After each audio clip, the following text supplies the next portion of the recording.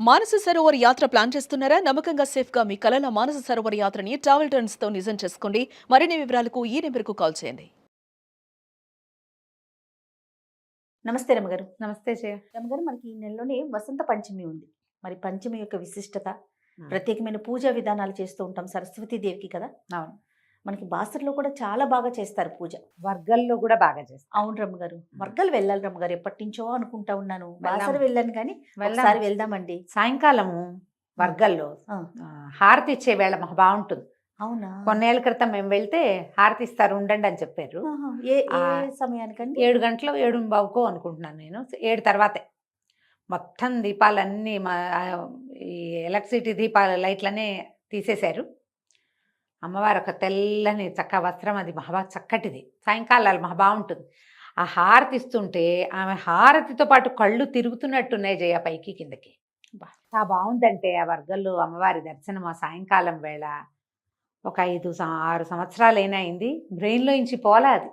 అవునా? అంత అద్భుతంగా ఉంది. ఓకే. అన్ని హారతులు ఇస్తారు సాయంకాలం వేళ. ఆహా. ఈ హారతి ఇచ్చే వేళలు అమ్మవార్ల దేవాలయాలు అన్నిట్లలోనూ విశేషంగా ఉంటాయి. ఆ తర్వాత ఇంకా క్లోజ్ చేసేస్తారు. దాని తర్వాత ఇంకా కాసేపు అయిన తర్వాత క్లోజ్ అయిపోతుంది. మహామంగళ హారతి అని సాయంకాలాలు ఇస్తారు.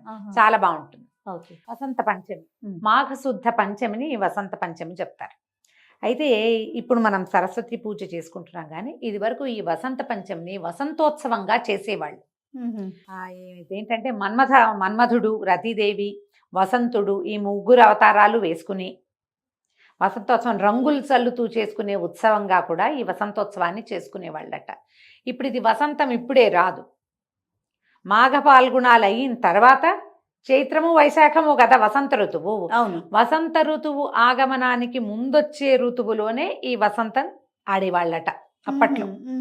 ఇక మామిడి చిగురులేయటం మొదలు పెడుతుంది, కోకిళ్ళు కొద్ది కొద్దిగా కుయ్యటం మొదలు పెడతాయి, మంచు కొద్దిగా తగ్గుమొహం పడుతుంది, ఎండ కొంచెం పెరుగుతూ ఉంటుంది. ఎండ తీవ్రత వచ్చాక కదా వసంతం వచ్చేది. అవును.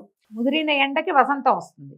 ఆ ఎండ ముదరడానికి సూచనగా వచ్చేటువంటి ముందొచ్చే ఈ పంచమిని వసంత పంచమిగా పూర్వం చేసేవాళ్ళు. సంస్కృత నాటకాల్లో ఈ వసంతోత్సవం గురించి చాలా విశేషంగా కనపడుతుంది. డ్రామాస్లో చేసేవాళ్ళు ఇది వరకు. మన పాత సినిమాలలో కూడా ఈ వసంతోత్సవపు హడావిడ్లు 1-2 కనపడేవి. ఏం చేస్తారు రమ్మగారు? వసంతోత్సవం అంటే రంగులు బుక్కాలు చల్లుకోవటం, ఆహా. తర్వాత అందరూ కలిసి నాట్యాలు ఆడటం, చెరుగడలు అవి పట్టుకుని ఊరేగటం, ఒకటి మన్మధుడు ఒకటి రతీదేవి వేషం వేసుకోవటం, అందరూ కలిసి అంటే ప్రజలంతా కలిసి సంతోషంగా గడిపే సమయం అన్నమాట ఈ వసంతోత్సవం. దీంతో పాటుగా ఈ రోజున సరస్వతీదేవి జన్మించిందని ఒక ప్రత్యేకమైన విషయం చెప్తారు. సరస్వతీదేవి అంటే శుద్ధ సత్వస్వరూపిణి, ఏమనాలి, సాత్విక రూపం, తెల్లని వస్త్రము, తెల్లని పువ్వు మీద కూర్చుంటుంది, అహింసా స్వరూపిణి, ఏమి ఆయుధాలు లేవు ఆవిడికి, ఒక వీణ పట్టుకుంటుంది. ఆ వీణ ఆయుధం కాదు కదా, సాధనము. తర్వాత ఏమో పుస్తకము, అక్షమాల, వీణ వాయించుకుంటూ ఉంటుంది. మామూలుగా మనకు అమ్మవార్ల స్వరూపాలు ఎట్లా కనపడతాయి జయ? సాధారణంగా చతుర్భుజిగా ఉన్న అమ్మవారైతే 1-2 ఆయుధాలు ఉంటాయి. పాశాంకుశాలైనా ధరించి ఉంటుందమ్మ కనీసం. ఈ సరస్వతికి పాశము లేదు, అంకుశము లేదు. ఆమె పుస్తకము, అక్షమాల అంటే చదువుకో, జపంచి అంటే ధ్యానము, జ్ఞానము 2 లక్షణాలని తెలియజేస్తుంది. రెండోది పారవస్యం, అలౌకికమైనది, సంగీతం, సంగీత సాధనం కదా వీణ. ఈ సంగీతము, జ్ఞానము, ధ్యానము ఈ 3 విషయాలని శుద్ధ సాత్విక స్వరూపంగా కనబడేటువంటి సరస్వతీదేవి మనకి తెలియజేస్తుంది. ఆమెని ఈ రోజున పూజిస్తారు. ఈ సరస్వతి పూజ అనగానే విశేషంగా పుస్తక పూజ. ఇది వరకు సరస్వతి అంటే ఏముండేది, మనకి తాళపత్ర గ్రంథాలు ఉండేవి. మనకి ప్రింట్ వచ్చేసిన తర్వాత చక్కగా కోసి పూజ చేసుకోవటం, పుస్తకాలను పూజించుకోవటం, పుస్తకం మీద ఏదో ఓంకారం రాసుకోవటం, ఓ స్వస్తికి రాసుకోవటం. జ్ఞానస్వరూపిణైన అమ్మని ఈ ప్రింట్ పుస్తకంలో, ఈ పుస్తకంలో ఉన్న విద్య మన మస్తకంలో కూడా రావాలని కోరుకుని దండం పెట్టుకోవటం. పిల్లలకి అక్షరాభ్యాసాలు చేస్తారు వసంత పంచమి నాడు. ఆల్రెడీ అక్షరాభ్యాసం అయిపోయిన పిల్లలకు కూడా మళ్ళీ అక్షరాభ్యాసం చేయించవచ్చు. పెద్దవాళ్ళ మనం కూడా ఓ అక్షరం రాసుకోవచ్చు, మంచి పని చేయొచ్చు. ఏదైనా లలిత కళలు మొదలు పెట్టదలుచుకున్న వాళ్ళు ఈ రోజున మొదలు పెట్టచ్చు. సాధారణంగా ఏం చెప్తారంటే, మామూలుగా మనం ఏదైనా పని మొదలు పెట్టాలంటే మన నక్షత్రాన్ని బట్టి, తారాబలాన్ని బట్టి మనం ముహూర్తం పెట్టుకుంటాం. కానీ ఈ ప్రత్యేకమైన రోజుల్లో ఇక నీ నక్షత్రము నీ తారాబలము అవసరం లేదు. ఏదైనా కొత్త పుస్తకం మొదలు పెట్టదలుచుకున్నాం, వసంత పంచమి నాడు మొదలు పెట్టండి. కొత్త విద్య నేర్చుకోవటం మొదలు పెడతాం, కొత్త కోర్స్ ఏదైనా ఈ రోజున మొదలు పెట్టండి. తర్వాత ఏదైనా శాస్త్ర విద్య చదువుకునేవాళ్ళు, అది లలిత కళలు ఏదైనా సంగీతము నాట్యము, అందులో వయలినని వీణని వోకలని 100 రకాలు ఉన్నాయి కదా, వాయిద్యాలు కూడా ఏవి మొదలు పెట్టదలుచుకున్నా వసంత పంచమి నాడు పిల్లలతోటి చక్కగా మొదలు పెట్టించవచ్చు. పిల్లలే కాదు పెద్దవాళ్ళు కూడా చక్కగా మొదలు పెట్టుకోవచ్చు. శాస్త్రం ప్రకారం ముహూర్తం అవసరం లేని రోజు, ఈ రోజులో వర్జ్యాలు అవి ఏవో ఉంటాయి. మనం ఇంట్లో చేసేటట్టయితే వారం వర్జ్యం చూసుకుని ఏ సమయం బాగుంది, శుభాశుభ సమయాలు మాత్రం చూసుకుని మొదలు పెట్టచ్చు. దేవాలయంలోకి వెళ్ళామనుకో, శుభం లేదు అశుభం లేదు, అన్ని సమయాలు శుభ సమయాలే. అంతే. దేవాలయంలో కూర్చుని పుస్తకం దేవుడి దగ్గర దండం పెట్టుకోవడం, అమ్మవారికి నమస్కారం చేసుకోవటం, చక్కగా ఏ పుస్తకం మొదలు పెడతాము, డ్యాన్సు సంగీతం ఏదైనా స్టార్ట్ చేయదలుచుకుంటే చక్కగా చేసుకోవచ్చు. ఇళ్లల్లో పూజ చేసుకునేటప్పుడు సరస్వతీదేవికి తెల్లని పువ్వులతోటి పూజ చేసుకుంటే మంచిది. సరస్వతికి సంబంధించిన స్తోత్రాలునే సరస్వతి అష్టోత్తర శతనామావళి కనపడుతుంది. అష్టోత్తర శతనామావళి అంటే 108 నామాలతోటి తెల్లని పువ్వులతోటి అర్చన. ఆమెకి తెల్లని పొంగలి అంటే పంచదారతో చేసింది, పాలు పోసిన పాల పాయసము నివేదన చేసుకోవచ్చు, పెరుగన్నం నివేదన చేయొచ్చు. తెల్లని పళ్ళు అంటే ఏం చెప్తాం, జామ పళ్ళు తెప్పిస్తే ఏమి ఉండవు. అయితే ఇది శ్యామలా నవరాత్రుల కాలం కాబట్టి జామ పళ్ళు కూడా నివేదన చేయొచ్చు, అది కూడా చాలా మంచిది చేయగలిగితే. ఎందుకంటే శ్యామలా నవరాత్రులు అవ్వటం వల్ల శ్యామల జ్ఞానస్వరూపిణి ఆవిడ, సంగీత శ్యామలగా చెప్తారు, సంగీతం వచ్చే సమయము. దాంతోపాటుగా మనకు అదనంగా ఈ వసంత పంచమి కూడా కలిసి వచ్చింది కాబట్టి సరస్వతి స్వరూపిణి అయిన అమ్మని కూడా జ్ఞానస్వరూపిణిగా ఆరాధిస్తే జ్ఞానం పెరుగుతుంది, తెలివితేటలు పెరుగుతాయి, చదువుకునే అవకాశాలు కొత్తవి వస్తాయి, చదివిన చదువుకి ఒక సార్థకత లభిస్తుంది.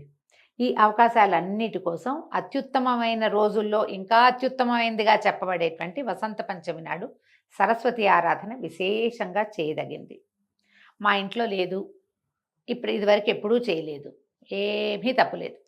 ఇంట్లో లేకపోయినా పర్వాలా, మీరు ఇంతకుముందు చేసుకోకపోయినా పర్వాలేదు, ఇప్పుడు లక్షణంగా చేసుకోవచ్చు.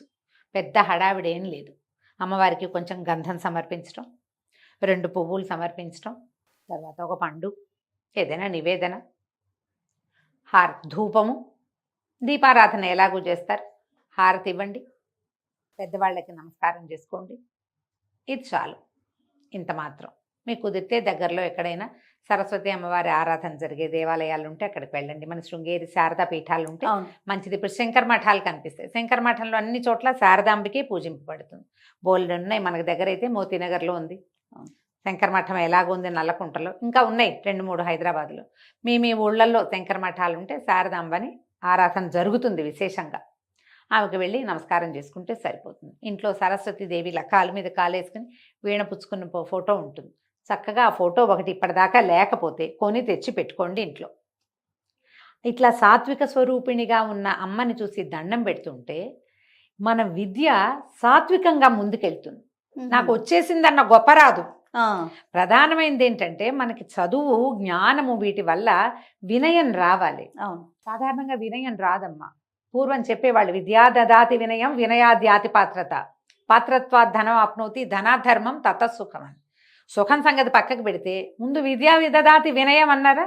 విద్య వల్ల వినయం వచ్చేది ఎక్కడ కనపడుతుంది, ఫస్ట్ మార్కు రాగానే మనవాడు ఎక్కుతాడు ఈ పైకి ఎక్కడికో, అక్కడి నుంచి దిగరు. దిగితే డిప్రెషన్ వస్తుంది కానీ బుద్ధి రాదు. అవును, డిప్రెషన్లు వస్తాయి అనవసరంగా. మనకు అది కాదు, ఎంత నేర్చుకున్నా ఇంకా నేర్చుకోవాలని, ఇంకా తెలుసుకోవాలని, ఇంకా ముందుకెళ్ళాలని. అంటే ఎప్పుడైతే మనం వెళ్ళాలనుకుంటామో మనం ఎక్కం కదా, నడుస్తాం. అవును, ముందుకెళ్ళాలంటే ఏమిటి, మెట్టెక్కి పైన కూర్చుంటే అక్కడే కదా కూర్చుంటాం. మనం కూర్చునటం కాదు, మన పాయింట్ ఏమిటి, ముందుకి నడవాలి. ఆ నడిచే విధానము మనకి ఒక శుద్ధమైన సాత్వికమైన స్వరూపాన్ని చూస్తేనే వస్తుంది. ఆవిడే సాక్షాత్తు సంగీత విద్య అయితే ఆమె ఎందుకు వీణ వాయించి కనపడాలి మనకి? సాక్షాత్తు సంగీతమే స్వరూపం అయినప్పుడు ఆవిడ వీణ వాయించుకుంటూ ఆనందిస్తోందని ఎందుకు చూపిస్తున్నాం మనం? నువ్వు సంగీత స్వరూపిణివే అయినా కూడా నువ్వు కూడా నిరంతర సాధన చేయాలని చెప్తుంది సరస్వతి రూపం. కరెక్ట్ అండి. అంతే కదా, జ్ఞానం ఉన్నవాడు నిరంతరం చదువుకోవాలి. ఏదైనా ఒక విషయం తెలిసినవాడు, ఒక విద్య వచ్చినవాడు నిరంతరము ఆ విద్యలో రమిస్తూ ఉంటేనే ఇలా సాత్వికమైన స్వరూపంగా ముందుకెళ్ళగలుగుతారు. ఆ ముందుకెళ్లే విధానాన్ని సరస్వతి స్వరూపమే ప్రోత్సహిస్తుంది. కాబట్టి చక్కగా ఒక చిన్న సరస్వతి ఫోటో ఒకటి పెట్టుకోండి ఇంట్లో. ఇప్పటిదాకా తేపోతే ఇప్పుడు తీసుకురండి. తప్పకుండా. రోజు కనపడేలాగా పెట్టుకోండి. పిల్లలకి దండం పెట్టడం అలవాటు చేయండి. సరస్వతి నమస్తుభ్యం ఉందండి మనకి. చిన్న శ్లోకం, వరదే కామరూపిణి విద్యారంభం కరిష్యామి సిద్ధిర్భవతు మే సదా. అంతే. ఇంకా ఎన్నో ఉన్నాయి సరస్వతి శ్లోకాలు. మీకు కుదిరింది పిల్లలకి చక్కగా నేర్పించండి. అది రోజు ఒకసారి చెప్పేలా చేయండి. అవకాశం ఉంటే అది చేయొచ్చు, లేదా ఈ ఒకరోజు చెప్పించండి నోటికి. సింపుల్గా తేలికగా పూజ చేసుకోండి. పిల్లల్ని కాసేపు కూర్చోబెట్టి చదివించండి. పిల్లల పుస్తకాల మీద ఓంకారం రాయండి. వాళ్ళకి తెలుగు వస్తే లక్షణంగా వాళ్ళతోటి రాయించండి. చక్కగా ఓ పెన్సిల్తో గీసి దీని మీద ఈ పసుపుతోటో ఈ గంధంతోటో నువ్వే రాయి, అప్పుడు నీకు బాగా చదువు వస్తుంది, బుద్ధి వస్తుంది అని పిల్లలకి మంచి మాట చెప్పండి. మీ పుస్తకం అంటే మీరు కూడా డైరీలో రాసుకోండి. కొంతమందికి జర్నలింగ్ అలవాటు ఉంటుంది, రోజు రాసుకుంటారు కదా. చక్కగా డైరీలో రాసుకోండి. దానివల్ల ఏమవుతుంది, ఒక పాజిటివ్ ఆరా పెరుగుతుంది. మీకు జీవితం ఎప్పుడు చచ్చేదాకా నేర్చుకోవాలి అంటారు. అవునండి. ఈ నేర్చుకునే విద్య ఎక్కడిది? ఈవిడి వల్లే వస్తుంది, లేకపోతే రాదు కదా. కాబట్టి సరస్వతిని పూజించండి. ఈ పంచమి నాడు కనుక దేవాలయ దర్శనం చేయగలిగిన, సరస్వతికి సంబంధించిన ఒక స్తోత్రమో శ్లోకమో మీరు చదువుకోగలిగిన చాలా మంచిది. మంచి పాజిటివ్ వైబ్స్ కలుగుతాయి. వైబ్స్ కోసమైనా ఈ పని చేయండి. తప్పకుండా రమ్య గారు. నమస్తే. నమస్తే జయ.